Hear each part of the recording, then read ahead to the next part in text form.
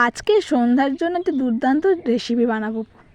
ডিম আর হচ্ছে পাউরুটির একটা পকোড়া। তো প্রথমেই কড়াইতে পেঁয়াজ কুচি, রসুন কুচি ভালোভাবে এপিটোপিট নাড়াচাড়া করে নিয়ে এবার দিয়ে দিলাম লঙ্কা কুচি, নাড়াচাড়া করে এবার দুটো ডিম একটু সামান্য গোলমরিচের গুঁড়ো দিয়ে ভালোভাবে ফেটিয়ে এবার কড়াইতে পেঁয়াজ কুচির মধ্যে দিয়ে ভালোভাবে হচ্ছে ঝুরঝুরে করে ভেজে নেব। তো ভাজা হয়ে গেছে, এবার এর মধ্যে এক একটা নুন, হলুদ গুঁড়ো, লঙ্কা গুঁড়ো, কাশ্মীরি লঙ্কা গুঁড়ো, গরম মশলা আর হচ্ছে সামান্য ধনেপাতা কুচি দিয়ে ভালোভাবে নেড়েচেড়ে নামিয়ে নেব। এবার হচ্ছে রুটিগুলোকে গুঁড়ো করে নিয়েছি, সামান্য জল দিয়ে ভালোভাবে মেখে নেব।